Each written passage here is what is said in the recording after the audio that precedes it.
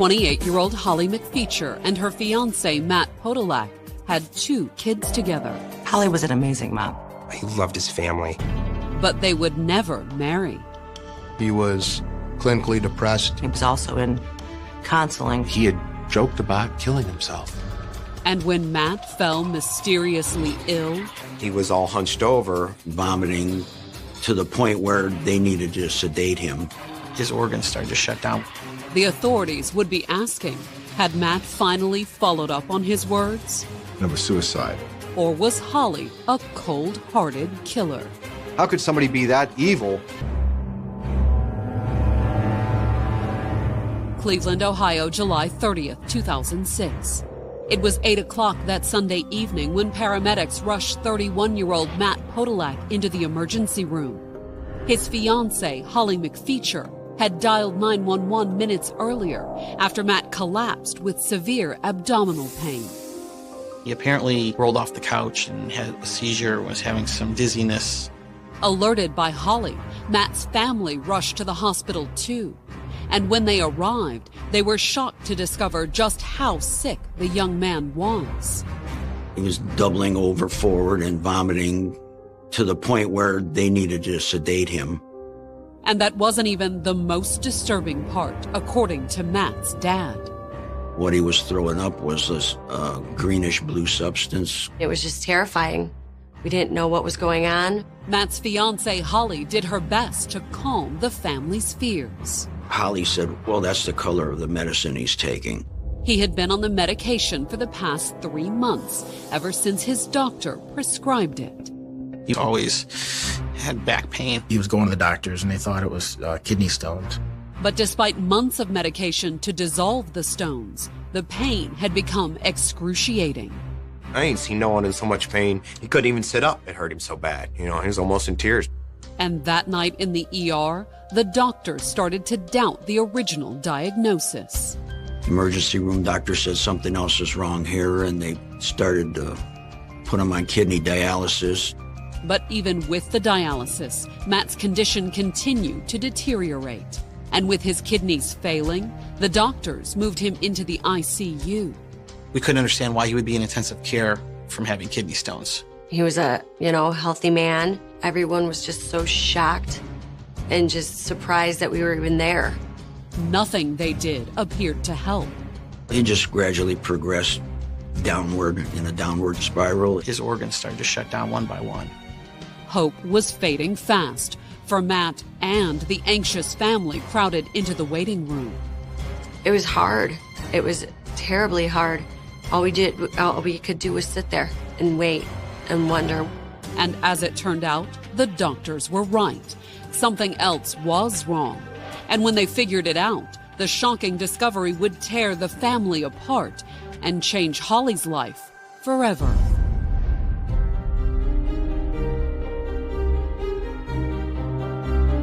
Born in 1977, Holly McFeeture grew up on the west side of Cleveland, the oldest of 4 children. Holly was the big sister. She was the mom when mom wasn't around, the mother hen, taking care of me and my 2 siblings. After high school, Holly attended a local college. But then, when she was 20, she found out she was pregnant. And when Holly and the baby's father broke up shortly afterwards, she was left to raise her daughter as a single mom. She actually moved back in with my mom so that she was able to help with the baby. While her mom helped watch the baby, Holly tended bar to help pay the bills. She did have a very big outgoing personality, and that would win over people. And one of the people she won over was Matt Podolak. Like Holly, Matt grew up in the Cleveland area. But unlike her, he didn't go to college. After high school, he wasn't sure what he wanted to do at first, and then he decided to join the Navy. Matt served 5 years in the Navy, but came home to Cleveland in the early 2000s once his enlistment was up. Matt ended up landing a job with his uncle at Phoenix Industries, which is a local company in Cleveland that painted powder-coated engine blocks for companies like Ford Motor Company. Mostly, though, Matt lived for the weekend. He was an outdoorsman. He hunted, he fished. We played softball, just local rec league softball. He played club hockey. And it was in 2003, while out at a bar with some of his fishing buddies, that Matt first met Holly, then 25. She was a beautiful young lady, and Matt was infatuated, if not in love with her. And when the 27-year-old Navy vet asked her out, Holly said yes. Kind of hit it off. He was a good-looking guy. Soon, the relationship turned serious. They got kind of hot and heavy real quick. Matt kind of came to me and said, I'm involved with this woman. In fact, Matt and Holly had only been dating a few weeks when they went from involved to expecting. Holly got pregnant shortly after. And unlike the father of her first child, Matt was thrilled. I remember him telling me and how happy he was. I remember because he really wanted a family. Holly and Matt moved in together, and shortly before their daughter was born, got engaged. Holly was very excited about her ring and the prospect of getting married. But the wedding plans would have to wait. For one thing, Matt was extremely busy at work, quickly climbing from lineman to supervisor. His uncle's goal was to have Matt take over the company. He worked extremely hard for his uncle. While Matt focused on providing for his family, Holly quit tending bar in order to focus on the children. Holly was an amazing mom. Holly was always involved in her kids' life. She doted on them. And nearly 2 years later, in 2005, with Holly expecting her second child with Matt, the couple's relationship seemed strong, even without the wedding. They always seemed happy. They were smiling, they were laughing, they were excited about just everything. But once their son was born in February of 2006, things started to change with Matt. Having 2 kids, 3 technically, I'm sure it would be stressful. It was tough trying to succeed at his job and try to make money to support his family. To relieve the stress, Matt started spending less time at home. He played softball, he played hockey, he went hunting, he went fishing, him and his buddies would have card games. But that eventually led to more stress with Holly. We have one person who's caring for the kids and the other person's out having fun. Well, of course there's going to be a disagreement. She'd be calling. He'd be holding the phone away from his ears. You could hear her just screaming. She was always upset with him because he wasn't home, or he was having trouble taking care of the kids, or he was out. And when Matt was home, he was often online, gambling. Obviously, that wasn't good, losing money through something like that when you have a family. Naturally, that led to more problems, especially with Holly. Their relationship started to deteriorate. I just remember him complaining to me that she was always upset with him and yelling at him about something. And the more the couple fought, the more depressed Matt became. He started saying, I don't know how to make it work. He had joked about killing himself. In fact, he may have been doing more than joking. That spring, the avid hunter gave all his guns to a friend for safekeeping. Hey guys, I don't want these guns in the house. I told him, I said, what do you mean, Matt? He goes, I just want them out of the house so nothing can happen. Worried that something might happen, Matt's friends and family urged him to see a doctor. And when he did, the diagnosis confirmed what many of them had suspected. He was clinically depressed. The doctor prescribed antidepressants, which seemed to help. At least that's what Matt told his friends. And he told me he was feeling good about the future and where he was going. He was also in counseling for a period of time. That was kind of helping him to at least start to work through it. But soon after Matt started getting his depression under control, a new problem emerged. He was complaining of not feeling right, something wrong with me, and you could tell physically. He didn't look good. He looked like he had been, coming down with something. He was having back problems and stomach problems.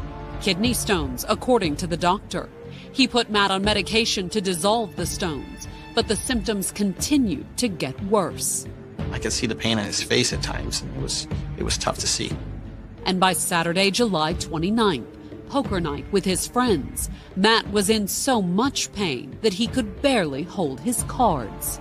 He was all hunched over, trying to get rid of these kidney stones. I ain't seen no one in so much pain But the next night, July 30th, was even worse. It was around 8 o'clock that Sunday evening when Matt's father got a worried call from Holly. His son had just collapsed. Matt was conscious, but in extreme pain.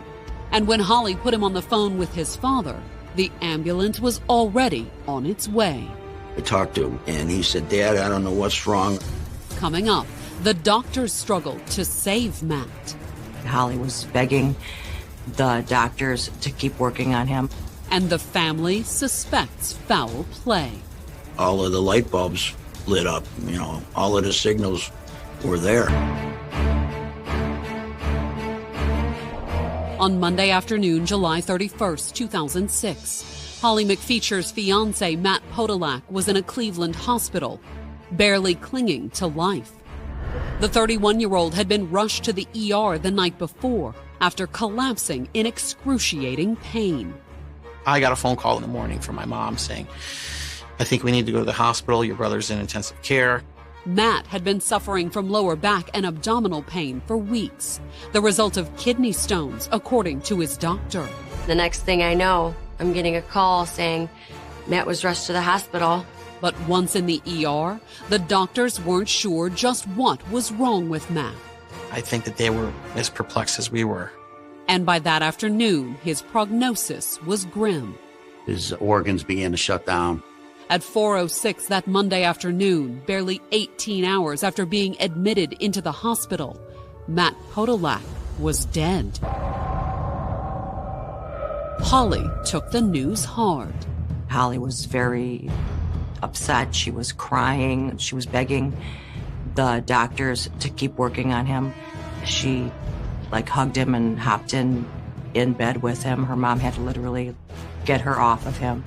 Meanwhile, the rest of the family struggled to process what had just happened. We were just in such utter shock. We didn't really understand. He played hockey and softball. He was in great shape. There was nothing physically wrong with him until this kidney stone problem showed up.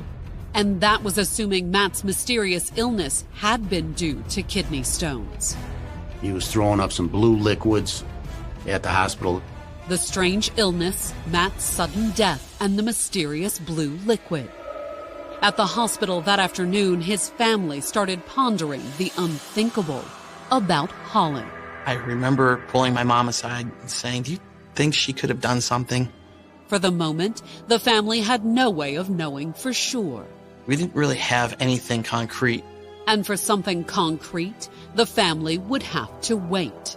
Because while the autopsy itself was done within days, the coroner's final report would take much longer. It was literally 3 months.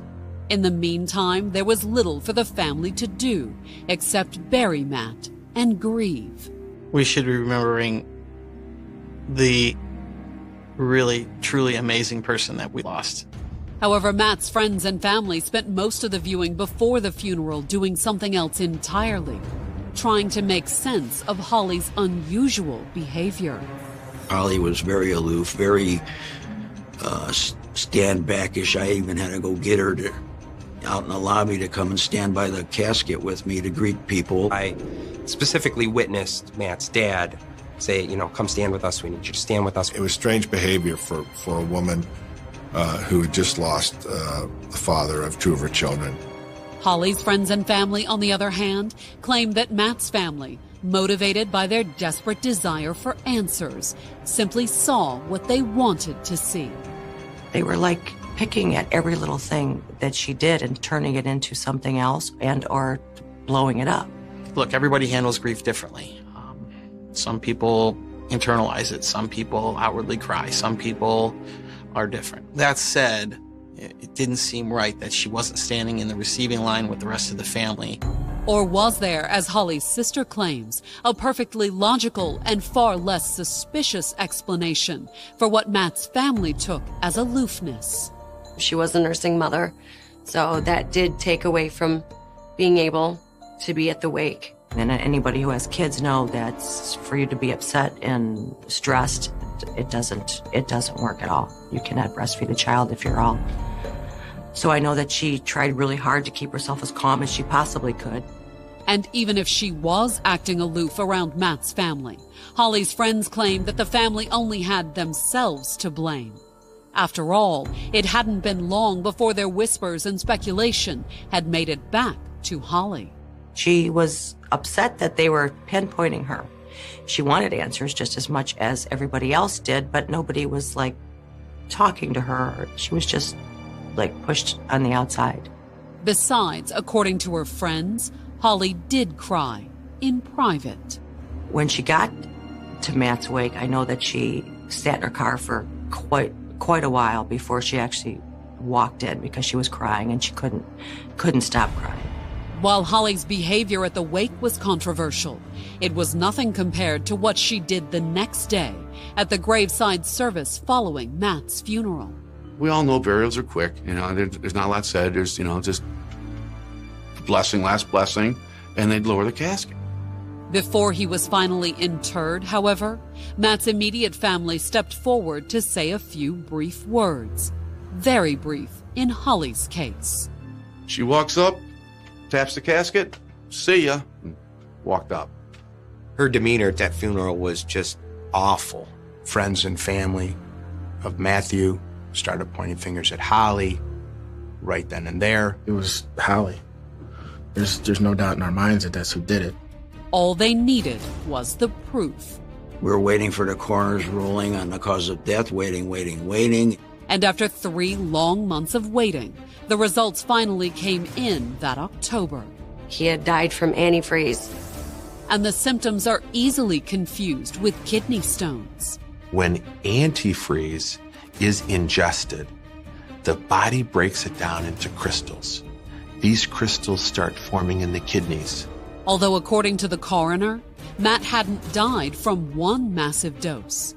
He listed the cause of death as chronic intoxication of ethylene glycol, which meant that he was poisoned slowly, a little bit over time. For Matt's family, the results appeared to confirm all their suspicions. All of the light bulbs lit up, all of the signals were there. The greenish blue substance he was throwing up in the hospital is the same color as antifreeze. It was our worst fears were revealed. Really kind of put the pieces of the puzzle together for us, and it really just didn't point to anywhere else except her. However, the coroner wasn't quite as convinced as Matt's family. While it listed a cause of death, the coroner had left Matt's manner of death undetermined. We knew it was a poisoning, but was this a homicide? Was this a suicide? After 3 months of endless speculation about Holly, Matt's family was dumbfounded. It was a no-brainer, at least for me. It had to be homicide. But on the plus side for the family, the fact that Matt's death had been classified as suspicious meant there would be an investigation. There's a special detective assigned to it, working with the coroner's office. One of the first things the investigator did was contact the factory where Matt worked, exploring the possibility that his death had been an accident. Matt worked on a line, painting engine blocks, would come home every day, covered in powder coating. Maybe he had some accident at work. Maybe he absorbed it through the air or through his skin. It sounded plausible to the police, but not Matt's uncle, who owned the factory. He gave us a list of material that they use in the business, and ethylene glycol was not on there. Suicide appeared to be a possibility as well. Matthew Podolak, according to his family, was depressed. He was on antidepressants. But while his family and friends admitted that Matt had emotional problems, they were just as adamant that he wouldn't kill himself. We knew that he was having some troubles, but I never felt that he was someone who would commit suicide. He loved his children. He loved life. He loved his family. And then there was the fact that if it was suicide, the method made no sense. Matty wouldn't kill himself with antifreeze. It's a slow, painful death. Most men either shoot themselves or hang themselves. He had access to other means, a shotgun, a rifle. He wouldn't do it in this fashion. Or did he have access? After all, it wasn't too long before he'd started taking antidepressants that Matt had given a friend all his guns for safekeeping. He didn't want any guns in the house. But when the investigators talked to Matt's friend, they made a shocking discovery, one that strongly suggested Matt had been murdered. Because according to the friend who'd held on to Matt's guns, he wasn't trying to keep the guns away from himself. He was trying to keep them away from Holly. He goes, you know, she tried to pull a gun on me before and threatened to kill me. Coming up, a new witness steps forward. He met Holly while she was a bartender. And his confession finally puts Holly in the hot seat. I just wanted to talk to you about the murder of Matt Podolak. Oh my God, are you serious?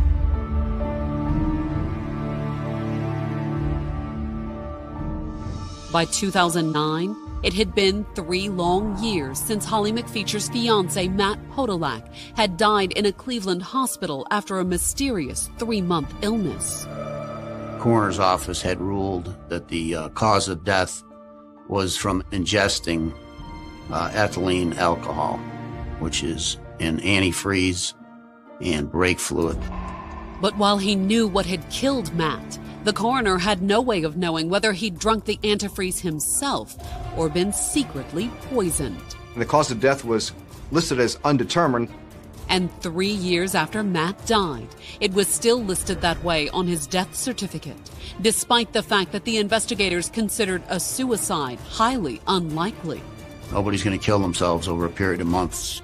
Matt's friends and family, on the other hand, were convinced that Holly had poisoned him. In fact, one of Matt's friends told the police that Holly had previously threatened to kill him.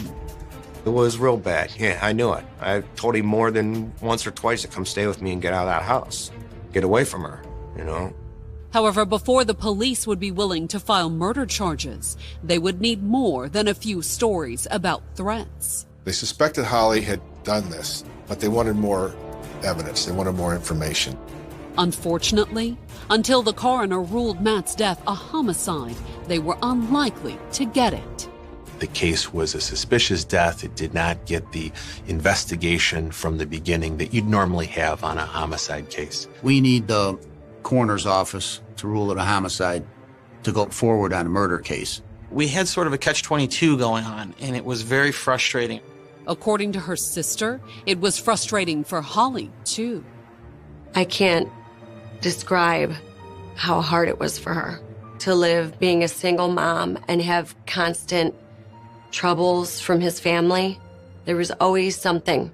They were always pointing the fingers at Holly this whole time. For the most part, however, Holly ignored all the finger pointing and tried to focus on raising her children as a single mom. After Matthew's death, Holly began working at a bar, and Holly became active with Little League baseball for her children. She volunteered and coached Little League baseball in the community and in the neighborhood. It wasn't long before she started dating, too. She had a series of boyfriends not long after Matthew's death. And one of those boyfriends was an ex-con named Jameson Kennedy. He's not your most upstanding of citizens. Has, I believe, 9 felony convictions, thefts and burglaries. I met Holly at the Dirty Dog Tavern. She's pretty. She seemed, likable. Like an outgoing girl. The relationship was brief, and according to Holly, it ended badly. They had a confrontation where she says that he pushed her and punched her. Kennedy says that wasn't the case. She tried to hit me with the cordless phone. She swung her hand with the phone in it. I just kind of sidestepped it, and I stiff-armed her right about here in the shoulder. But when Kennedy showed up at her house on November 8, 2008, Holly called the police. She knows he has an open warrant for his arrest. Although once the cops showed up, the outstanding warrant wasn't the only reason they hauled Kennedy into jail. He ended up getting in a fight with the police officer. Well, my frame of mind was, I'm not going to jail for something I didn't do. However, it wasn't long after he landed in the county lockup that Kennedy came forward with some very interesting information. Information concerning Holly and the death of an ex. According to Kennedy, the confession had come one night while the couple was drinking together. After the drinks, she just got really, sorrowful. She tells Jameson, don't ever hurt me, don't ever hurt me. Last guy I was with, I started putting something in his drinks. She's like, I love Matthew. I loved him. I didn't mean to do it. Maybe her conscience got to her, or she just felt the need to unburden. I don't think anybody really knows why she would have said that to him. After years of speculation and suspicion, the investigators finally had some evidence implicating Holly. That kind of turned the tide of the investigation. And in March of 2010, thanks in large part to Kennedy's statement, the coroner finally ruled Matt's death a homicide. It took about 4 years before the determination was made that this was in fact a homicide. 6 months later, in September of 2010, the investigators finally brought Holly in for a formal statement. Holly went down there as soon as she was asked. She was very cooperative. Are you willing to talk with officers without consulting a lawyer or having a lawyer present with you? That's fine. I mean, I don't have anything to hide. I didn't do anything. Wasn't upset at all. Very nonchalant. She just wanted this case to be solved, so she knew what truly happened to her fiancé. Although when asked, Holly did admit that she and Matt had some trouble in their relationship. Did you and Matthew ever have any fights, physically? Yeah, there were a couple. Did you call the police?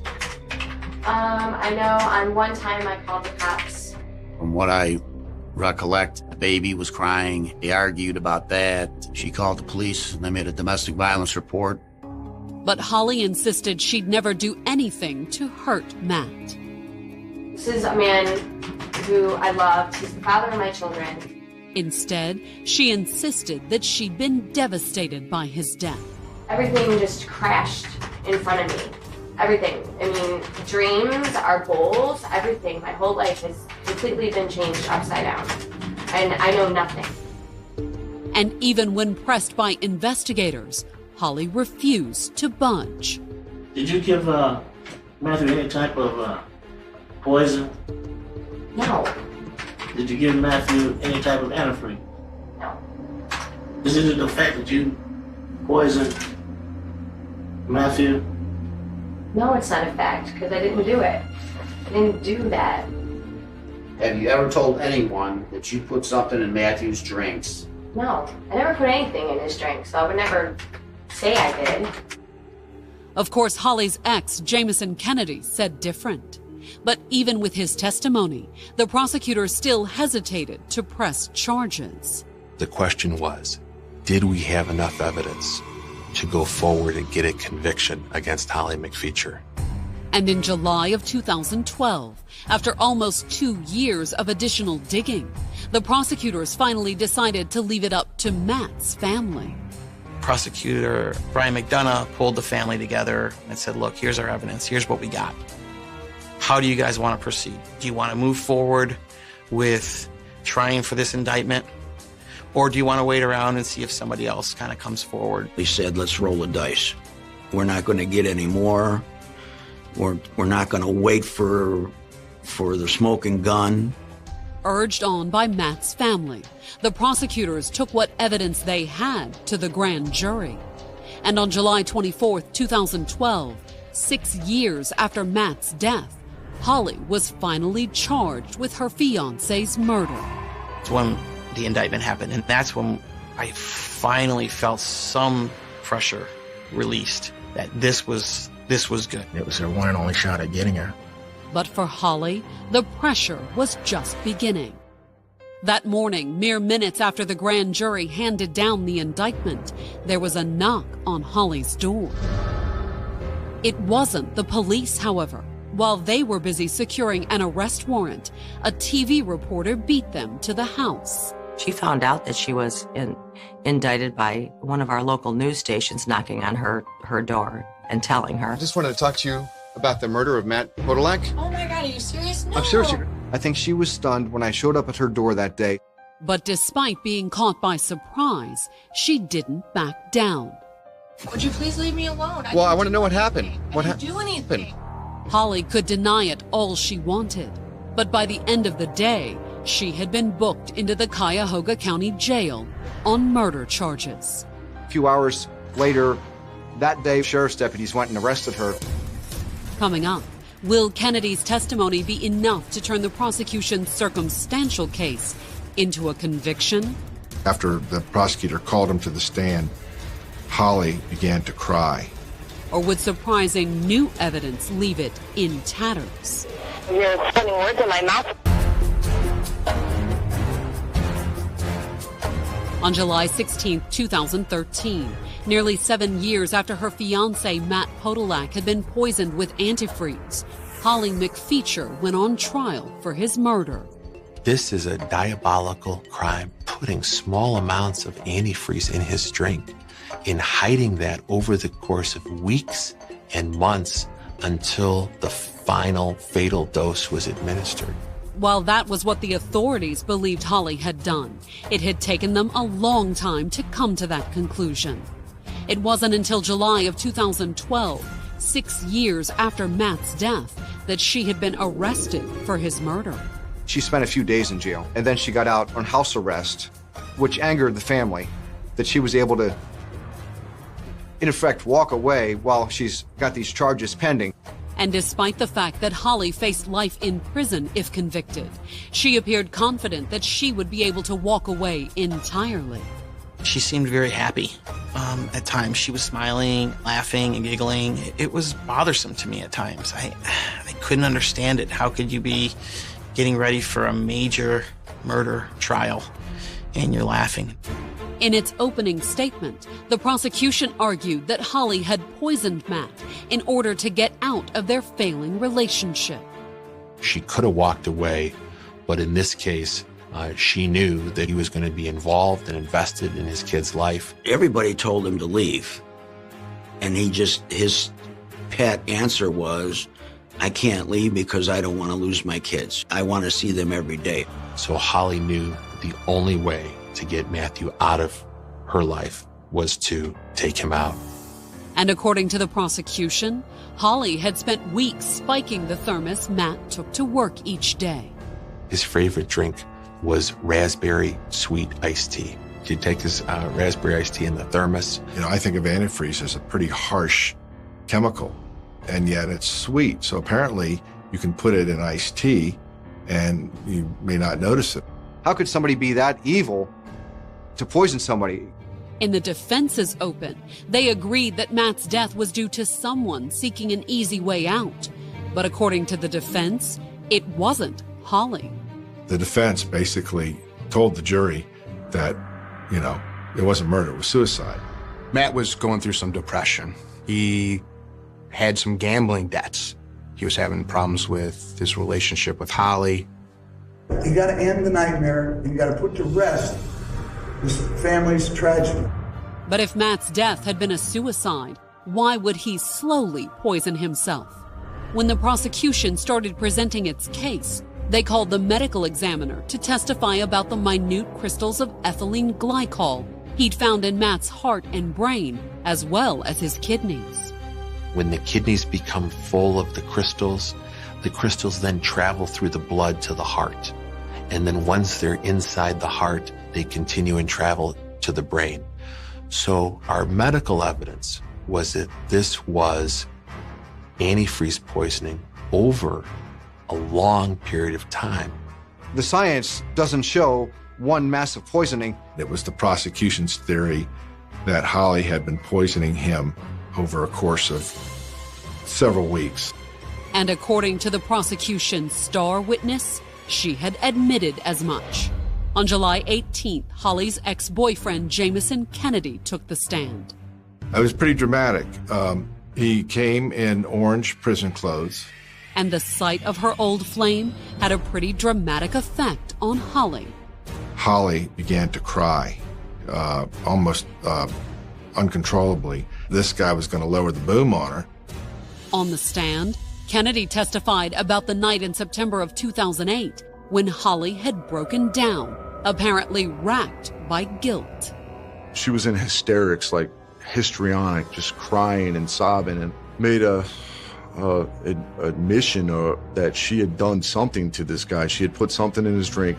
It would have been extremely powerful testimony for the prosecution if it weren't for one significant problem. He's a thief and a liar and a convict. Here is a guy who has been in the joint again and again. And as the defense was quick to point out on cross-examination, he was currently in jail because Holly had turned him in. So there's absolute motive for Jamison Kennedy to get back at Holly. The defense did a pretty good job of beating him up. I took Jamison as somebody that was trying to save his own butt.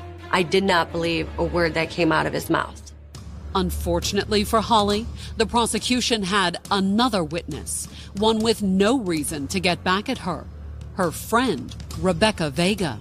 Their children went to school together. Rebecca Vega was a very important witness. Rebecca was able to take us inside the house of Holly McFeeture. Specifically, Vega testified about something she had seen in Holly's house around the time of Matt's death.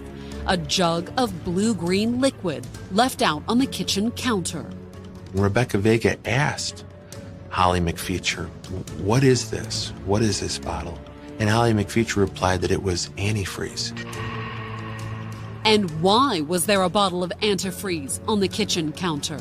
The answer that was given was that that was antifreeze that Matthew Podolak had used to winterize his boat. According to the prosecution, Holly's explanation might have made sense if it weren't for one thing. Matt Podolak died in July. You don't winterize a boat in July. It proved nothing, according to the defense. On cross, they argued that Holly had been telling the truth.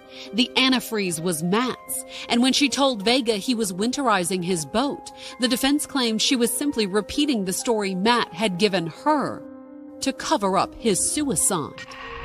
And when they started presenting their case on July 22nd, they called their own forensic pathologist, who argued that Matt had been killed by one massive dose.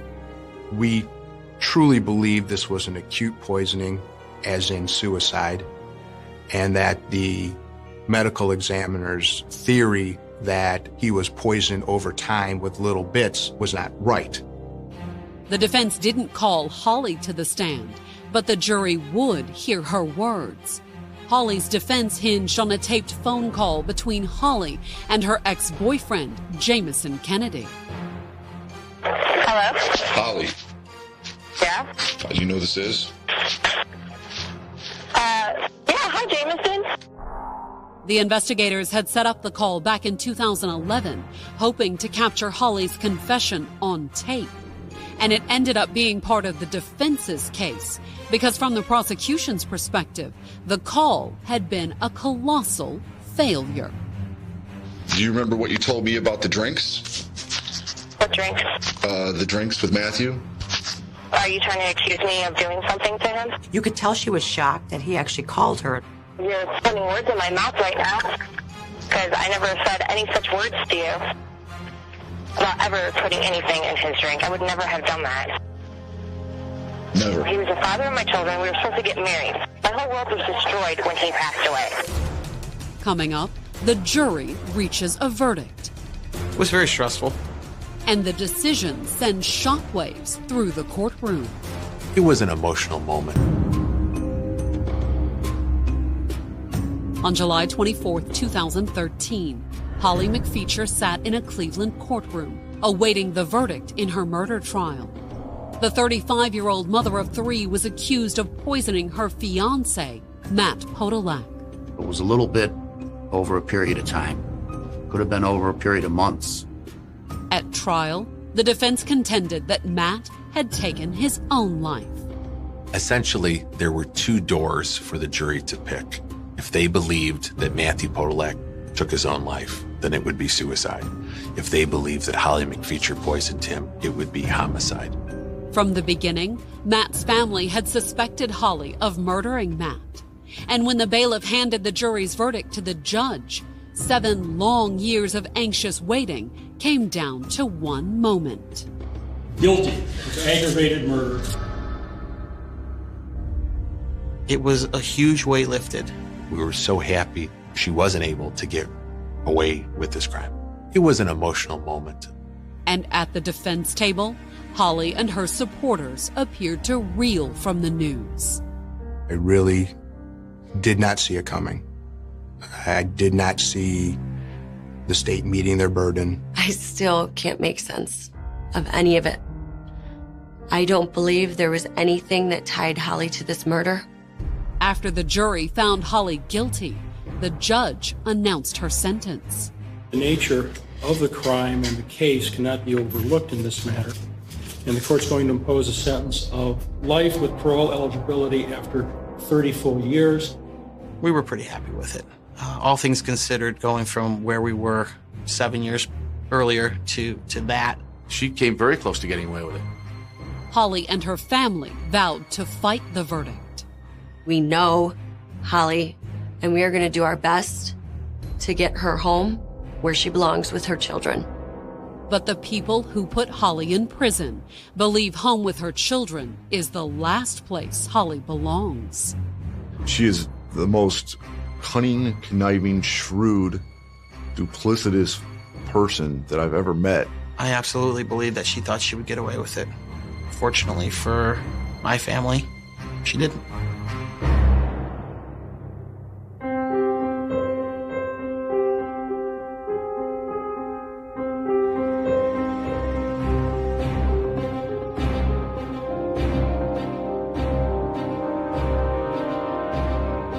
On October 4th, 1981, nearly 3 weeks after a 10-year-old girl vanished on her way home, investigators moved slowly through a forest in Bavaria, West Germany.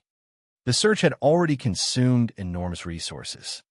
Police officers, volunteers, firefighters, and local residents had spent days combing through the countryside, following leads that went nowhere and searching for clues that never seemed to arrive. By that point, hope and fear existed side by side. Every passing day made the chances of finding the missing child alive seem smaller. Yet no one was willing to stop looking. The girl's name was Ursula Herrmann. For almost 3 weeks, her family had lived in a state of agonizing uncertainty. They had received strange phone calls. They had received a ransom demand. They had been told that Ursula was alive. They had desperately tried to comply with the demands of unknown kidnappers.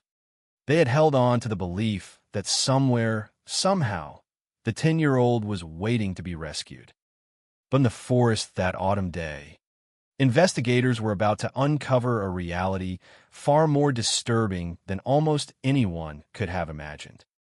The search team used long metal probes, pushing them deep into the ground in an effort to detect hidden cavities beneath the forest floor. It was a painstaking method, requiring patience and precision. Most of the time, the rods met only soil, roots, and stone. But then something changed. One of the probes encountered empty space. What initially appeared to be an ordinary section of woodland suddenly became the focus of intense attention. Investigators carefully examined the area. The possibility that something had been concealed beneath the ground could not be ignored. Digging began. As layers of earth were removed, an object slowly emerged from the darkness below.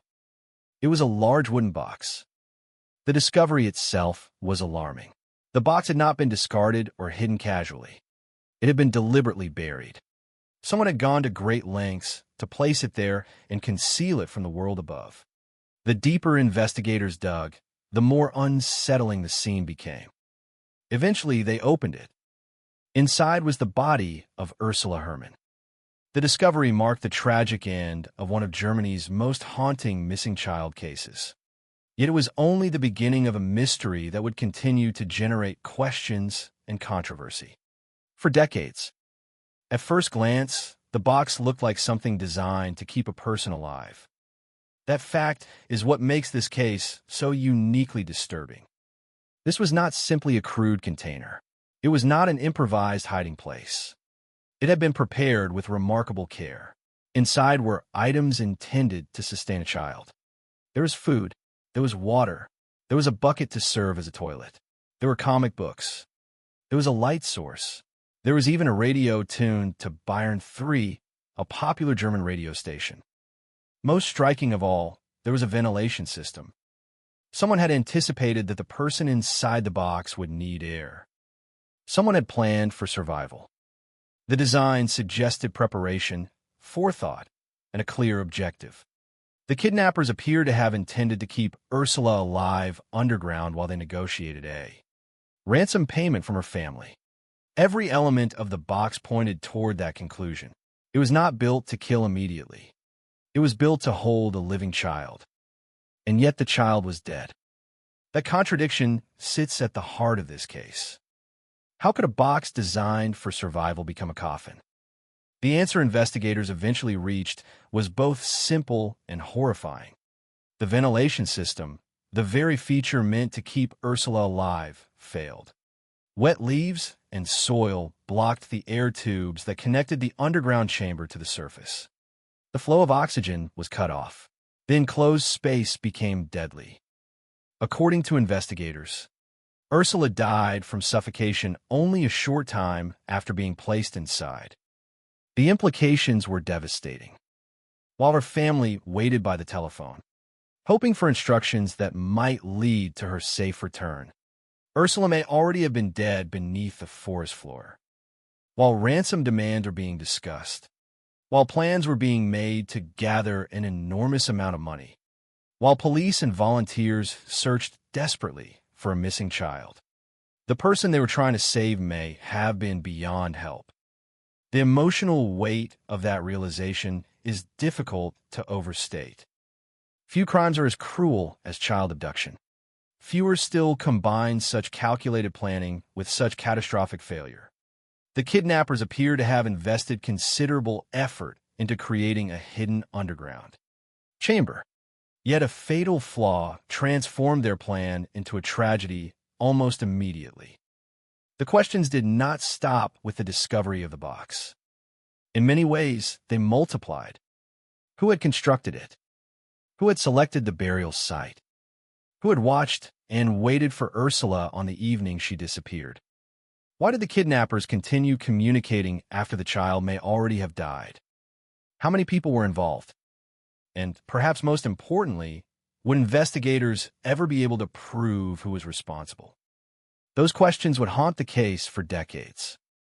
What followed was a long and complicated investigation. Detectives examined every detail they could find. They studied the box itself. They analyzed the ransom communications. They searched for physical evidence. They developed theories about how the kidnapping had been carried out and who might have participated. Yet despite the shocking nature of the crime, clear answers proved elusive. Years passed, then decades. The case gradually evolved from a kidnapping investigation into one of Germany's most enduring criminal mysteries. Suspects emerged. Evidence was debated. New investigative efforts were launched. Long after the events of 1981, authorities would return to the case in an attempt to finally identify the people responsible. Eventually, a man named Werner Mazurek would be convicted in connection with the kidnapping and death of Ursula Herrmann. But even that conviction failed to settle the matter completely. Questions remained. Critics challenged the evidence. Journalists, legal observers, and even members of Ursula's own family expressed doubts about whether the full truth had ever been uncovered. More than 4 decades later, the case continues to provoke discussion not only because of the crime itself, but because of the uncertainty that still surrounds it. At its center remains the image that has become impossible to forget. A 10-year-old girl disappears during what should have been a routine bicycle ride home.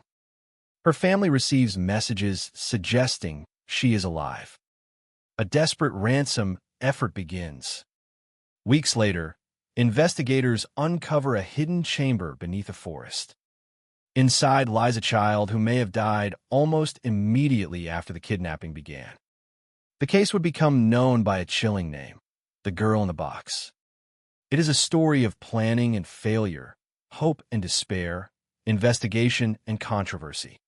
It is the story of a family forced to endure unimaginable uncertainty, of detectives confronted by a crime unlike any they had seen before, and of questions that continue to linger long after courts have issued their judgments.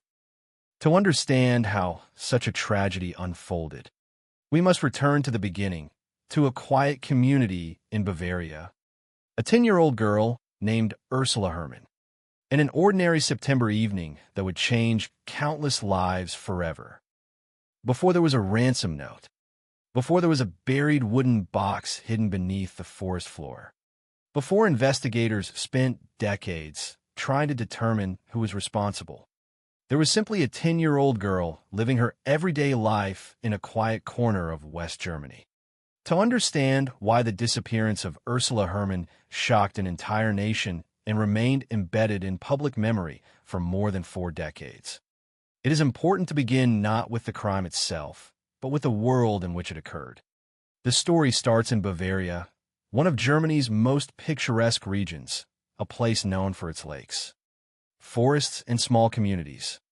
In 1981, long before smartphones, GPS tracking, or instant communication, daily life in many rural and semi-rural areas moved at a slower pace. Children often enjoyed a degree of independence that would seem unusual today. Short bicycle rides, visits to relatives, and walks through familiar neighborhoods were ordinary parts of growing up. It was within this environment that Ursula Herrmann spent her childhood. Ursula was born in 1970 and lived in Eschingham am Mersee, a community located near Lake Ammersee in Bavaria. The available facts about her life are limited, and it is important not to fill those gaps with assumptions. What is known is that she was 10 years old in September 1981. She belonged to a family that would later become the focus of one of Germany's most tragic criminal investigations. At the center of every major crime story, there is often a tendency for public attention to drift towards suspects, investigators, courtroom battles, and unanswered questions. Yet those elements exist only because of what happened to a real person. In this case, that person was a child. Ursula was not a symbol, a headline, or a mystery. She was a 10-year-old girl whose life ended before she had the opportunity to grow up. That fact remained the emotional core of the case, regardless of how complicated the investigation would later become. The region where Ursula lived played an important role in the events that followed. Lake Ammersee is one of Bavaria's largest lakes, surrounded by communities connected through roads, paths, and forested areas. The landscape combines residential neighborhoods with stretches of woodland and open countryside. For local residents, these surroundings were familiar and largely unremarkable. The route that Ursula would take on the evening of September 15, 1981, was not considered especially dangerous. It was simply part of everyday life. Nearby was the community of Skondorf, where Ursula had been visiting her aunt. The distance between Skondorf and her home was short. Traveling by bicycle, the journey would normally take only about 10 minutes. The route passed through an area near the forest bordering the lake. To an adult observer, there would have been little reason to consider the trip unusual. It was not a long-distance journey. It did not require traveling through a remote wilderness. It was a routine trip between family members' homes, the kind of trip that would typically be forgotten almost immediately after it ended. But on September 15th, that ordinary journey never reached its conclusion. The evening began like countless others. Ursula had been at her aunt's house in Skondorf. At some point, She prepared to return home. There was nothing to indicate that the trip would become significant. No one could have known that it would eventually become one of the most scrutinized bicycle rides in German criminal history. She left her aunt's home and began the short ride back toward Esching am Ammersee. The route should have taken only a few minutes. Her family expected her arrival. Under normal circumstances, there would have been no reason for concern. A child riding home from a relative's house was an entirely ordinary event. Yet as time passed, something changed. Ursula did not arrive. At first, the delay may not have appeared alarming. Small interruptions happen. A bicycle chain can slip. A child can stop briefly along the way. Minor delays are common and often harmless. But as more time passed, concern began to replace patience. Families often remember these moments with painful clarity. There's rarely a single instant when everything changes. Instead, anxiety grows gradually. The clock moves forward. Expectations are adjusted. Questions begin to appear. Where is she? Why is she late? Has anyone seen her?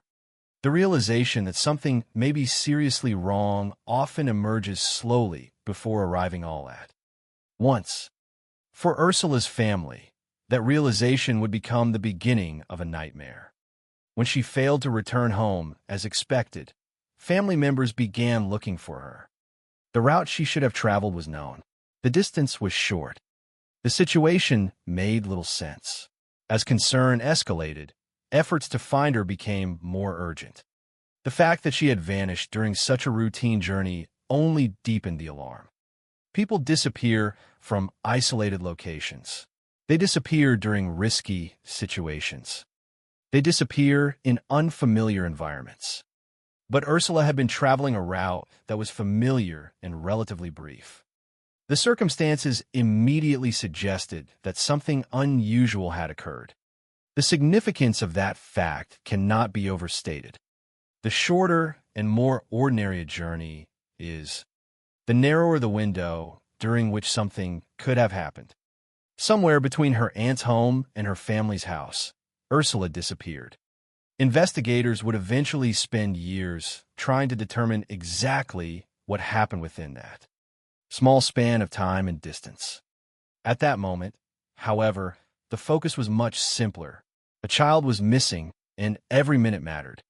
As the evening progressed, concern spread beyond the immediate family.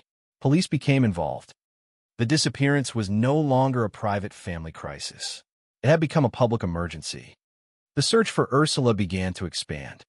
What made the situation especially troubling was the absence of an obvious explanation. There was no indication that Ursula had planned to go elsewhere. There was no reason to believe she had intentionally disappeared. She had simply failed to complete a short bicycle ride home. For investigators, such cases create immediate urgency. The longer a child remains missing without explanation, the greater the concern becomes. Friends, neighbors, local residents, and authorities all face the same unsettling reality. A 10-year-old girl had vanished. As darkness settled over Bavaria, uncertainty deepened. Somewhere along that familiar route, something had interrupted the ordinary flow of daily life. Someone knew what had happened. But at that moment, only one fact was clear. Ursula Herrmann was missing. In later years, countless discussions about the case would focus on suspects, forensic evidence, legal controversies, and competing theories. Entire books, documentaries, articles, and investigations would examine the mystery from every possible angle. Yet before any of those debates existed, there was simply a family waiting for a child who never came home.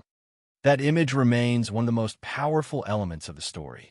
A short bicycle ride, a 10-minute journey, a family expecting a routine arrival, then silence. Looking back, it is tempting to search for warning signs or clues that might explain what happened. But the available facts reveal no dramatic foreshadowing. The evening appeared ordinary. The route appeared ordinary. The circumstances appeared ordinary. That normality is precisely what makes the case so haunting. Crimes that emerge from obviously dangerous situations can sometimes be understood, even if they cannot be justified.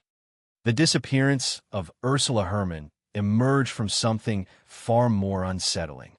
An ordinary moment that suddenly became extraordinary. By the time authorities realized the seriousness of the situation, the chain of events leading to one of Germany's most infamous kidnapping cases was already underway. The search that followed would uncover evidence, generate theories, and eventually reveal a horrifying truth hidden beneath a forest floor. But on the evening of September 15th, 1981, none of that was known. There was only a missing child, a worried family, and a growing sense that something had gone terribly wrong. The next stage of the story would transform that fear into a full-scale investigation, beginning with the discovery of a bicycle and a series of mysterious communications that suggested Ursula might still be alive.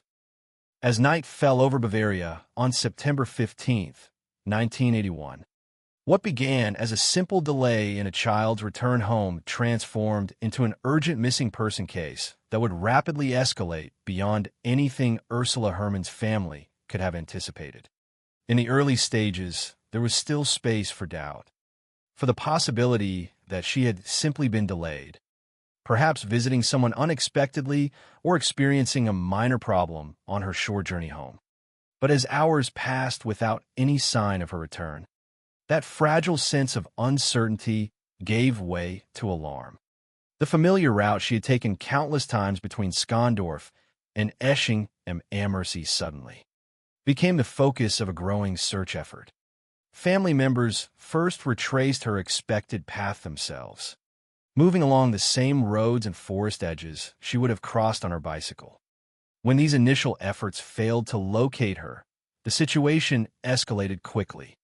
Local authorities were notified, and what had begun as a private concern turned into a coordinated search operation involving police officers, firefighters, and eventually hundreds of volunteers from the surrounding area.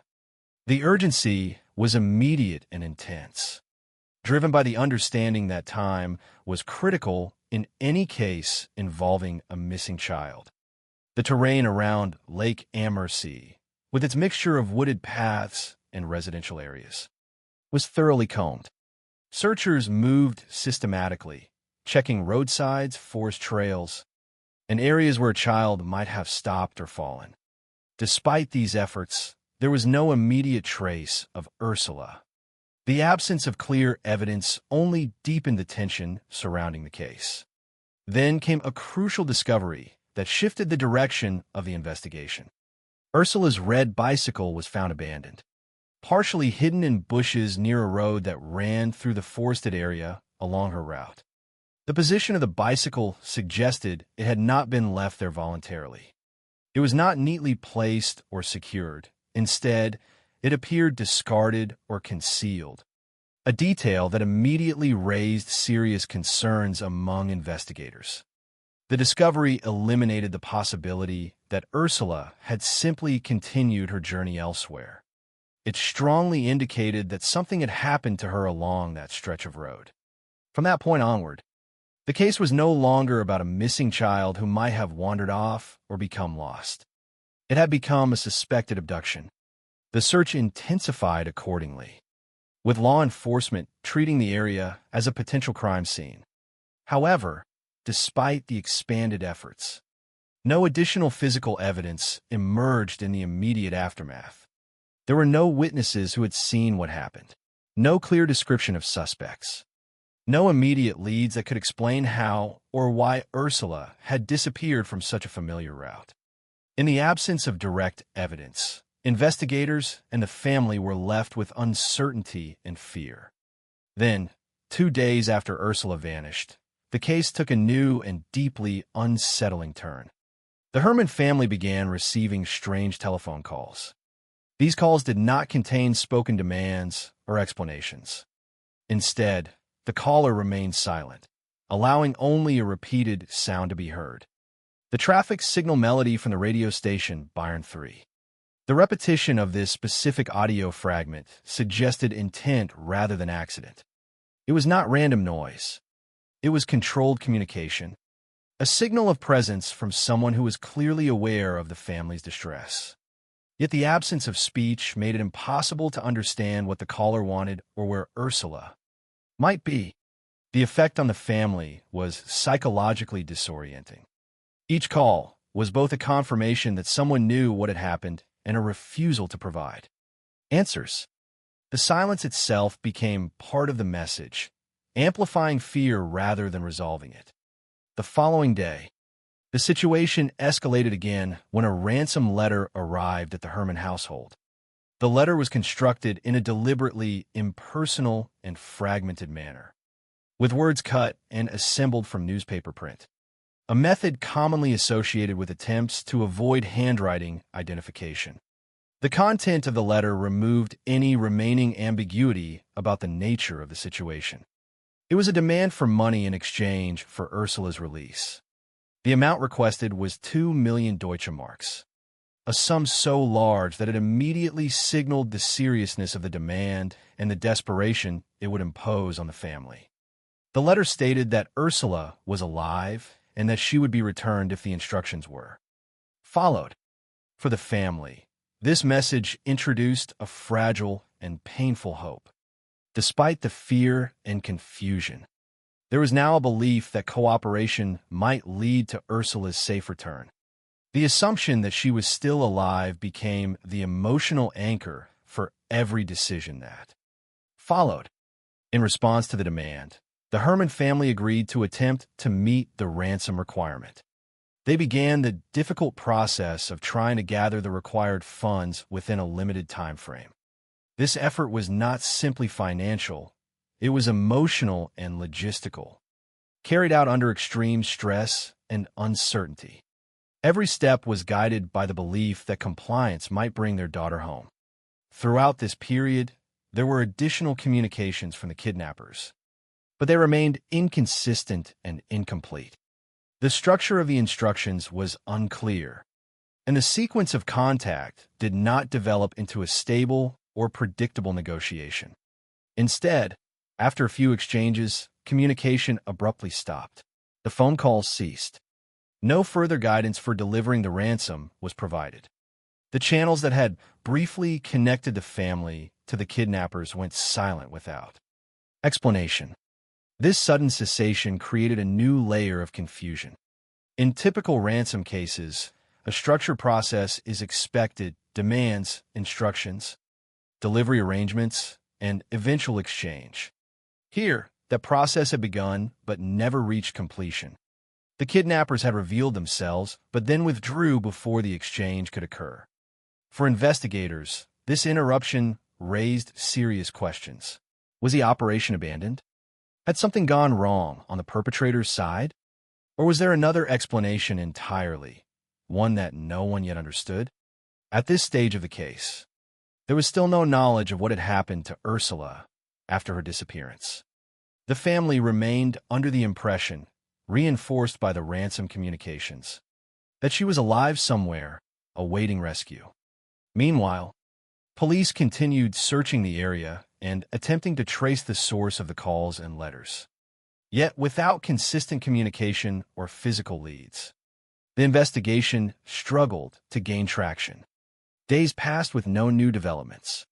The absence of contact from the kidnappers became as significant as the earlier communications themselves. Each unanswered question added to the uncertainty surrounding the case. Where was Ursula? Who had taken her? Why had the ransom process stopped? And most disturbingly, why did it feel as though the person making the demands had simply vanished? What no one knew at the time was that the answers to these questions might already have been buried beneath the forest floor, hidden inside a structure designed with chilling precision. The search for Ursula would continue, driven by hope and urgency. But the most important discovery of the case was still ahead, waiting to be uncovered in the darkness beneath the trees. By the time the ransom communications fell silent, the case of Ursula Herman had already shifted from a local disappearance into one of the most urgent and unsettling investigations in Bavaria. Authorities had expanded their search efforts across the region, focusing on the forested areas surrounding Lake Ammersee and the route between Skondorf and Esching am Ammersee. Yet despite the scale of the operation, weeks passed without a breakthrough. The discovery of Ursula's bicycle had confirmed that something serious had occurred on her journey home, but it did not explain what had happened afterward. There were no eyewitness accounts, no recovered belongings beyond the bicycle, and no confirmed trace of the child herself. The absence of physical evidence created a vacuum in the investigation, one that would eventually be filled only through painstaking, methodical searching of the surrounding terrain. As time passed, investigators began to focus increasingly on the possibility that Ursula had not been taken far from the area where she disappeared. The short distance of her route, combined with the lack of any sightings or transportation evidence, suggested that whatever had happened likely occurred close to the forested paths she would have traveled that evening. This theory would shape the direction of the search in the weeks that followed. The investigation took on a new phase marked by persistence rather than immediate leads. Teams used systematic probing techniques, inserting long metal rods into the ground to detect irregularities beneath the forest floor. This method was slow and labor-intensive, requiring careful coverage of large areas. Most attempts revealed nothing unusual, only natural soil and roots. But investigators continued, driven by the possibility that something might be concealed underground. It was during one of these methodical searches on October 4th, 1981, nearly 3 weeks after Ursula disappeared, that a significant anomaly was detected in a forested area near Weingarten. A probing rod entered empty space beneath the surface, indicating a void that did not belong in the natural landscape. This finding immediately triggered further investigation. Excavation began carefully, with authorities removing layers of soil in a controlled manner to avoid damaging anything that might be hidden below. As they dug deeper, the outline of a man-made structure slowly emerged. It was a wooden box buried deliberately beneath the ground. The discovery of the box represented a turning point in the case. Until that moment, investigators had been searching for a missing child and trying to reconstruct her final movements. Now, they had found evidence of a concealed structure that appeared to have been constructed specifically for human occupation. The implications of this realization were immediate and deeply disturbing. When the box was fully uncovered and opened, investigators found the body of Ursula Herrmann inside. The moment of discovery confirmed the worst fears of the search teams and ended any remaining hope that she might still be alive. However, what they found inside the box did not resemble a crude or improvised burial site.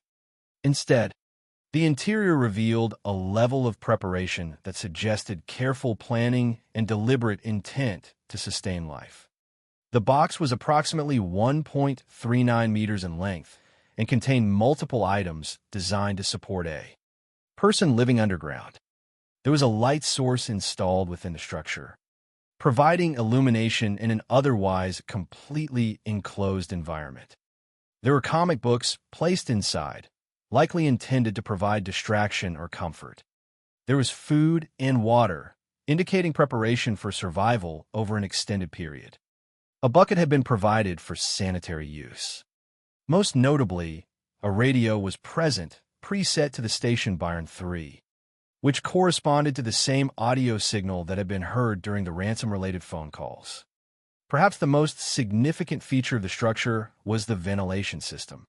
Tubes had been installed to supply air from the surface into the enclosed space. This detail was crucial, as it demonstrated that the individuals responsible for the box had anticipated the need for sustained airflow. The design of the structure strongly suggested that the kidnappers intended for Ursula to remain alive for a period of time while negotiations for ransom were ongoing. Every element inside the box pointed toward a plan centered on temporary captivity rather than immediate death. Yet despite this apparent planning, Ursula had died. The investigation into the cause of death revealed a devastating flaw in the construction of the ventilation system. The air tubes, which were meant to ensure a steady supply of oxygen, had become blocked. Wet leaves and soil had obstructed the openings leading to the surface, cutting off airflow into the box. As a result, oxygen levels inside the enclosed space would have rapidly decreased. Investigators concluded that Ursula died from suffocation shortly after being placed inside. The timeline of her death created one of the most emotionally disturbing aspects of the entire case. It was possible that she had died within a short period after her abduction, potentially before or during the time when ransom communications were still being made to her family. This raised the possibility that the kidnappers continued their demands while unaware that the child they believed was still alive had already died. The implications of this possibility added another layer of tragedy to the case. While her family was being told to prepare ransom money in the hope of her safe return, Ursula may have already been beyond help. The discovery also led investigators to examine the condition of the body and the circumstances inside the box. Reports indicated a lack of significant struggle within the confined space, which led to speculation among investigators that Ursula may have been incapacitated prior to being placed inside. However, this remained a theory rather than a confirmed fact, as no definitive evidence established how she was rendered unconscious or whether sedation had occurred at all. The complexity of the box itself suggested that more than one person may have been involved in its construction and placement. The structure was heavy, estimated to weigh around 60 kilograms, and required excavation work in a forested area. Investigators believed it would have been extremely difficult for a single individual to carry out all aspects of the operation alone, from planning and construction to transportation and burial. This led to the assessment that at least 2 people may have participated in the crime. Another important detail emerged during the examination of the surrounding area. Investigators discovered an electrical wire running through the forest near the site where Ursula was found. This wire appeared to extend across a distance and was interpreted by authorities as possibly serving a functional role in the operation. One theory suggested it could have been used as part of a monitoring or alert system, potentially designed to signal when Ursula was traveling along her route. While the exact purpose of the wire was never definitively confirmed, its presence reinforced the idea that the kidnapping had been carefully planned in advance. Despite the significance of the discovery, the investigation faced a major challenge. There were no direct witnesses to the construction or burial of the box. No one had come forward with definitive information about the perpetrators. Physical evidence was limited, and the case began to stagnate once again after the initial shock of the discovery faded. Over time, attention turned toward identifying potential suspects who might have had the knowledge, motive, and opportunity to carry out such an elaborate crime. Years would pass before the investigation would regain momentum. Eventually, suspicion would fall on a man named Werner Mazurek, but at this stage of the case, he remained only one of several individuals considered by investigators. For now, the focus remained on understanding how such a carefully constructed plan had resulted in such a catastrophic failure, and on the unanswered question of who had built the underground chamber that had become Ursula Herrmann's final resting place. The investigation had uncovered the physical truth of what happened to her, but it had not yet uncovered the identity of those responsible. That truth would only emerge much later, after decades of uncertainty and renewed scrutiny.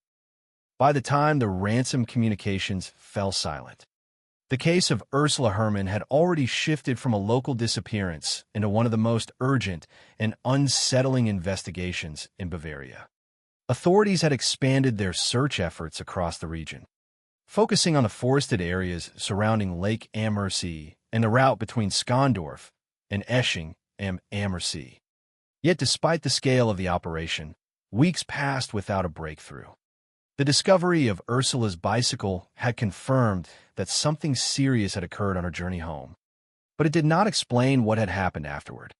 There were no eyewitness accounts, no recovered belongings beyond the bicycle, and no confirmed trace of the child herself. The absence of physical evidence created a vacuum in the investigation, one that would eventually be filled only through painstaking, methodical searching of the surrounding terrain.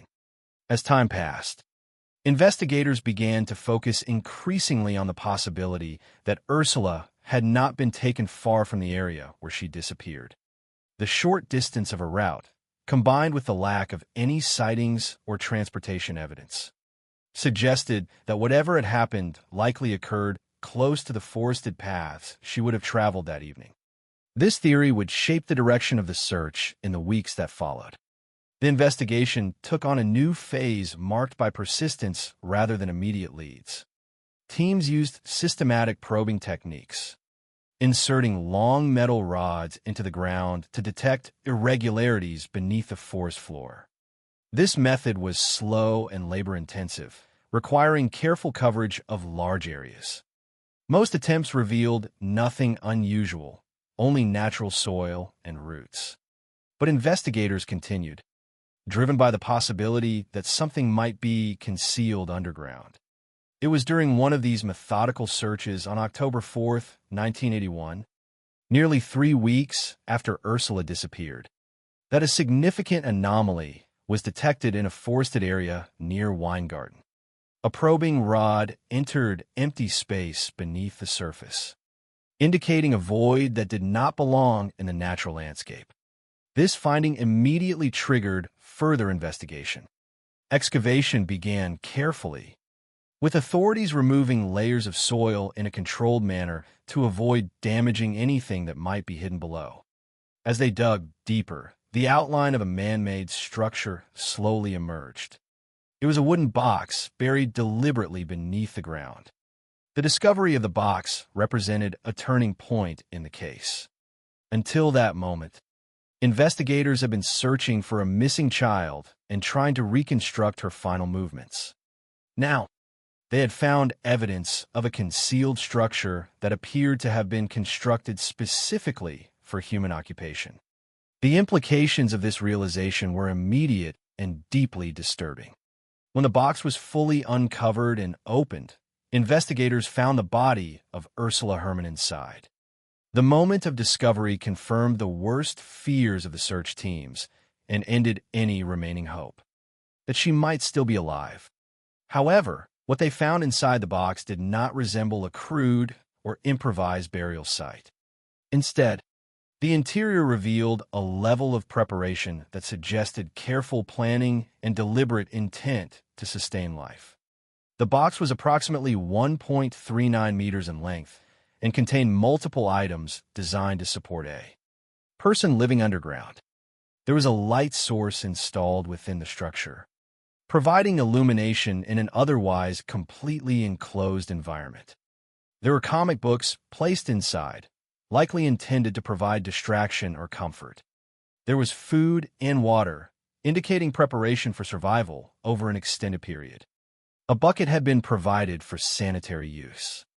Most notably, a radio was present, preset to the station Byron 3, which corresponded to the same audio signal that had been heard during the ransom-related phone calls. Perhaps the most significant feature of the structure was the ventilation system. Tubes had been installed to supply air from the surface into the enclosed space. This detail was crucial, as it demonstrated that the individuals responsible for the box had anticipated the need for sustained airflow. The design of the structure strongly suggested that the kidnappers intended for Ursula to remain alive for a period of time while negotiations for ransom were ongoing. Every element inside the box pointed toward a plan centered on temporary captivity rather than immediate death. Yet despite this apparent planning, Ursula had died. The investigation into the cause of death revealed a devastating flaw in the construction of the ventilation system. The air tubes, which were meant to ensure a steady supply of oxygen, had become blocked. Wet leaves and soil had obstructed the openings leading to the surface, cutting off airflow into the box. As a result, oxygen levels inside the enclosed space would have rapidly decreased.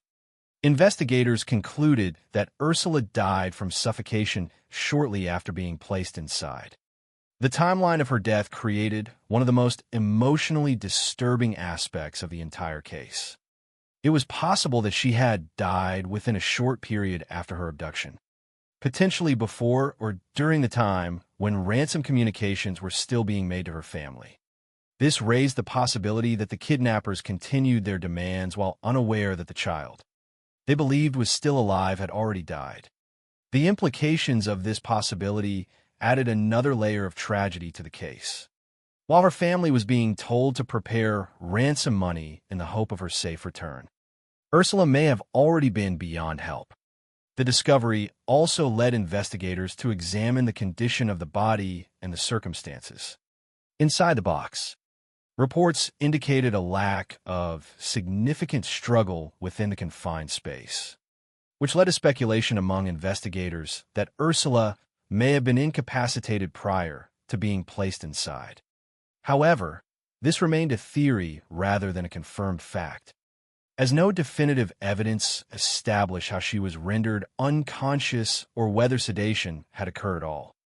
The complexity of the box itself suggested that more than one person may have been involved in its construction and placement. The structure was heavy, estimated to weigh around 60 kilograms, and required excavation work in a forested area.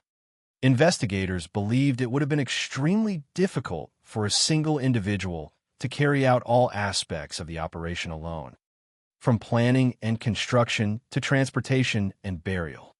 This led to the assessment that at least 2 people may have participated in the crime. Another important detail emerged during the examination of the surrounding area. Investigators discovered an electrical wire running through the forest near the site where Ursula was found.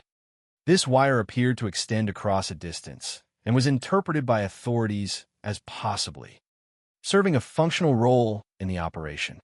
One theory suggested it could have been used as part of a monitoring or alert system, potentially designed to signal when Ursula was traveling along her route. While the exact purpose of the wire was never definitively confirmed, its presence reinforced the idea that the kidnapping had been carefully planned in advance. Despite the significance of the discovery, the investigation faced a major challenge. There were no direct witnesses to the construction or burial of the box. No one had come forward with definitive information about the perpetrators. Physical evidence was limited, and the case began to stagnate once again after the initial shock of the discovery faded. Over time, attention turned toward identifying potential suspects who might have had knowledge, motive, and opportunity to carry out such an elaborate crime. Years would pass before the investigation would regain momentum. Eventually, suspicion would fall on a man named Werner Mazurek, but at this stage of the case, he remained only one of several individuals considered by investigators. For now, the focus remained on understanding how such a carefully constructed plan had resulted in such a catastrophic failure, and on the unanswered question of who had built the underground chamber that had become Ursula Herrmann's final resting place. The investigation had uncovered the physical truth of what happened to her, but it had not yet uncovered the identity of those responsible. That truth would only emerge much later, after decades of uncertainty and renewed scrutiny. In the years following the conviction of Werner Mazurek, the case of Ursula Herrmann continued to occupy a rare and uneasy space within German criminal history. On paper, the judicial process had reached its conclusion. A suspect had been identified, tried, and convicted. The legal system had produced a final answer. Yet in practice, the case remained open in the public imagination, sustained by doubts, unanswered questions, and the persistent discomfort that often follows crimes involving missing children and contested evidence. Part of what made the case so enduring was not only its brutality, but its structure. Unlike many criminal cases that end with clear evidence pointing directly to a perpetrator, the Ursula Herrmann investigation was built on layers of inference, reconstruction, and interpretation of events that had occurred decades earlier. The physical truth of what happened to Ursula was largely established with the discovery of the buried box in the forest. Investigators understood that she had been placed inside a deliberately constructed underground chamber, that she had been provided with items intended to sustain life, and that she had died from suffocation after the ventilation system failed due to blockage. But the identity of the person or people responsible for building that structure, carrying out the abduction, and initiating the ransom demands remained the subject of continued debate even after the trial concluded. One of the most significant aspects of the post-trial controversy was the continued disagreement over the strength of the audio evidence that had played a central role in the conviction. The prosecution had argued that mechanical characteristics of a recovered tape recorder were consistent with distortions present in the ransom-related telephone calls. This technical analysis was presented as a key link between Werner Mazurek and the communication phase of the crime. However, critics of the verdict questioned whether such acoustic similarities could be considered definitive proof of involvement. They argued that mechanical noise patterns, while potentially suggestive, did not necessarily establish direct authorship of the calls. This debate extended into broader concerns about forensic reliability, particularly in cases where evidence is analyzed decades after the original events. The passage of time introduces inevitable limitations. Devices may degrade. Records may be incomplete. Interpretations may be influenced by evolving scientific standards. In this case, those limitations became central to the discussion surrounding whether the conviction had been sufficiently supported by evidence beyond reasonable doubt. Another important element of the post-conviction discourse was the position of Ursula's own family. Michael Herrmann, her brother, publicly expressed doubts about the outcome of the trial. His concerns did not stem from a denial of the tragedy itself, which remained undeniable and fully established by the discovery of Ursula's body and the circumstances of her death. Instead, his questions focused on whether the legal system had correctly identified the person responsible. He raised concerns about the reliance on indirect evidence and suggested that the case may not have excluded the possibility of other perpetrators. His statements carried significant emotional weight, as they reflected the perspective of someone directly affected by the loss, rather than external observers or analysts. In parallel, journalists and legal commentators continued to revisit the case, often framing it as an example of the challenges inherent in cold case prosecutions. When crimes are investigated shortly after they occur, physical evidence is more likely to be preserved. Witnesses' memories are fresher, and investigative leads are more readily available. In contrast, cases reopened decades later must rely heavily on reconstructed narratives and surviving fragments of evidence. In the Ursula Herrmann case, this meant that investigators had to piece together a coherent account of events from limited physical remnants and interpretive analysis. Some observers argued that the resulting narrative, while plausible, may not have reached the level of certainty typically required for a criminal conviction. Others maintained that the totality of circumstantial evidence, when considered together, formed a consistent and compelling picture of guilt. This division of interpretation contributed to the enduring controversy surrounding the verdict. Over time, the case came to represent more than a single investigation. It became a reference point in discussions about forensic limitations, evidentiary thresholds, and the difficulty of achieving absolute certainty in historical crimes. It also highlighted the emotional dimension of legal outcomes, particularly in cases involving children. For the public, the image of Ursula Herrmann remains central. A 10-year-old girl disappearing during a short bicycle ride. A family receiving cryptic communications suggesting she might still be alive. And a hidden underground structure later revealing the tragic reality of her death. That sequence of events continued to resonate because of its simplicity and its horror. There was no complexity in the fact of her loss, only in the interpretation of responsibility. In 2023, Werner Mazurek was released from prison after approximately 15 years of incarceration. His release did not equate to exoneration, as the conviction itself remained legally intact. This created a rare legal and narrative situation in which an individual had served his sentence for a crime that continues to be publicly debated. The legal system had delivered a verdict, but public certainty had not fully followed. The case thus remained suspended between closure and uncertainty, existing simultaneously as a resolved legal matter and an unresolved historical question. The broader tragedy, however, remained unchanged regardless of legal interpretation. A child had been abducted from a familiar path near her home.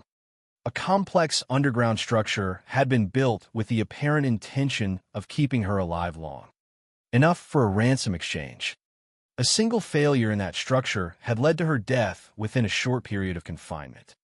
While her family waited in hope and confusion, the reality of her fate may already have been sealed beneath the forest floor.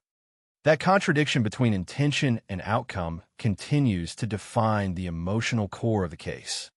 It is not only a story about crime and investigation, but also about the fragility of human planning when confronted with small but fatal errors.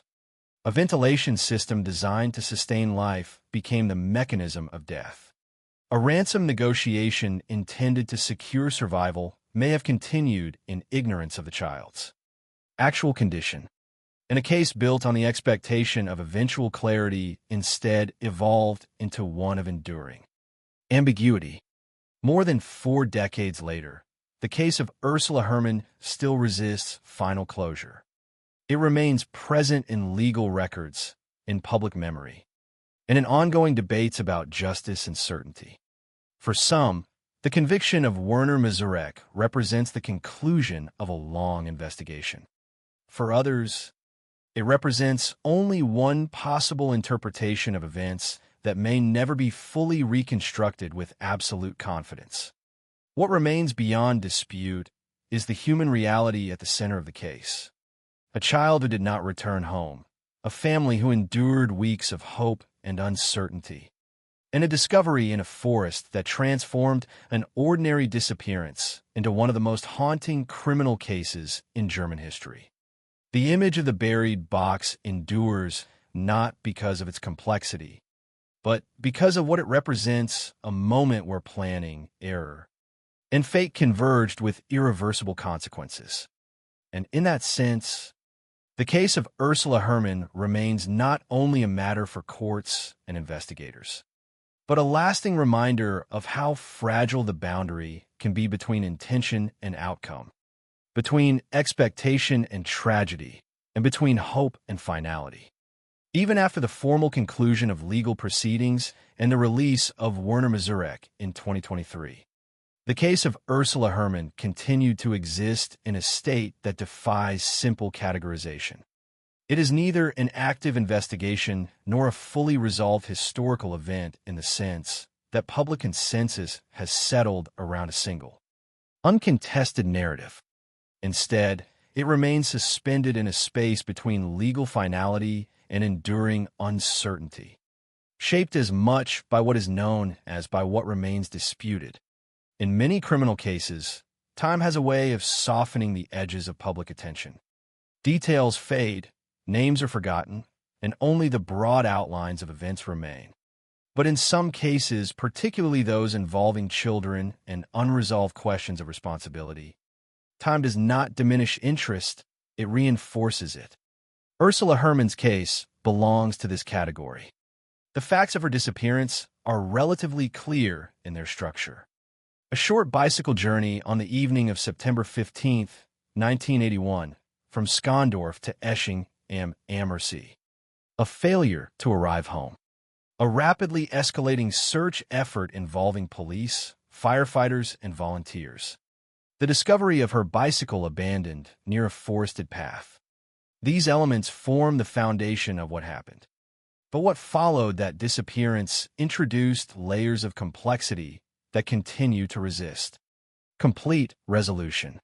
The discovery of the underground wooden box in the forest near Weingarten transformed the case from a missing person investigation into a forensic reconstruction of a deliberately engineered confinement space. Inside that box, investigators found evidence of careful planning, lighting, food, water, reading material, a radio tuned to Byron 3, sanitation provisions, and most significantly, a ventilation system intended to sustain life underground. The presence of these elements indicated that the perpetrators had constructed a system designed not for immediate death, but for prolonged captivity, with the expectation that Ursula would remain alive long enough for a ransom exchange to occur. Yet the system failed in a catastrophic and irreversible way. The ventilation tubes became blocked by environmental conditions, cutting off airflow and causing suffocation within a short period of time after confinement. This failure transformed what was likely intended as a kidnapping for ransom operation into a fatal outcome that may not have been anticipated by those responsible. One of the most disturbing implications of this timeline is the possibility that ransom communications continued after Ursula had already died. The phone calls, the silent transmission of the Byron 3 signal, and the written ransom demand all suggested a negotiation process that, in reality, may have been disconnected from the victim's actual condition. If accurate, this would mean that the family was led to believe there was still hope of rescue while the outcome had already been determined beneath the forest floor. This gap between perception and reality became one of the most haunting aspects of the case, shaping not only public understanding, but also the emotional burden carried by the family. The later legal phase of the case introduced another layer of complexity. The prosecution of Werner Mazurek decades after the crime relied heavily on circumstantial evidence and forensic interpretation rather than direct physical linkage to the crime scene. The most significant element of the prosecution's case involved audio analysis of a recovered tape recorder and its alleged mechanical similarities to distortions present in the ransom-related calls, combined with arguments regarding motive, opportunity, and technical capability. This formed the basis for conviction in 2010. However, the absence of DNA evidence, fingerprints, eyewitness testimony, or a verified confession left significant space for ongoing debate. This tension between judicial outcome and evidentiary limitation became central to the post-trial discourse. For some observers, the accumulation of circumstantial factors created a coherent narrative of guilt when viewed in totality. For others, the reliance on interpretive analysis rather than direct proof raised concerns about the strength of the conclusion. These disagreements did not diminish the severity of the crime itself, but they did affect how confidently the responsibility for that crime could be assigned in public and legal consciousness. The perspective of Ursula Herrmann's family added an additional emotional dimension to this ongoing discussion. In particular, the public statements made by her brother, Michael Herrmann, reflected a deeply personal struggle with the outcome of the trial. His doubts were not a denial of the tragedy or its factual basis, but rather an expression of uncertainty regarding whether justice had been correctly directed.